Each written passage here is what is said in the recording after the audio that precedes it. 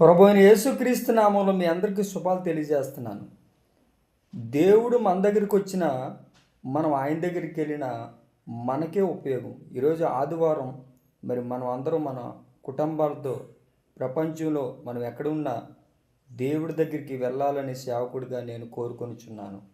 అయితే యాకోబు రాసిన పత్రిక 4:8 దేవుడి యొద్దకు రండి, అప్పుడు ఆయన మీ యొద్దకు వచ్చును. హల్లెలూయా. మనం దేవుడి దగ్గరికి వెళ్ళేవారుగా ఉండాలి. అప్పుడు దేవుడు మన దగ్గరికి వస్తాడు.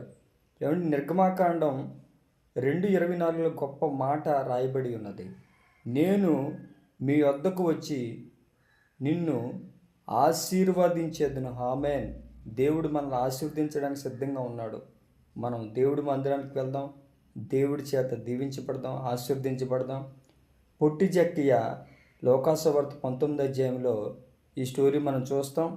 ఆయన యేసు దగ్గరికి వచ్చాడు. యేసు ఎవరో చూడాలనుకున్నాడు, కానీ పొట్టివాడైనందున బహు జనసమూహం తన చుట్టూ ఉండడం వల్ల మరలా వెనక్కి వెళ్ళి మేడి చెట్టు ఎక్కి కూర్చున్నాడు. యేసయ్య దగ్గరికి పొట్టి జక్కి వచ్చాడు. రెండోది ఏంటంటే, యేసయ్య సరాసరి పొట్టి జక్కి దగ్గరికి వెళ్ళి తను త్వరగా దిగమని తన ఇంటికి వెళ్ళి తన జీవితాన్ని, తన బ్రతుకుని మార్చి తన ఇంటికి రక్షణ కలుగజేశాడు. ఇతడు అబ్రాహాము కుమారుడిని గొప్ప వాగ్దానం చేశాడు. ఈరోజు మనము మన కుటుంబాలు దేవుడి దగ్గరికి వెళ్దాం, దీవించబడదాం. May God bless you and all. Thank you so much.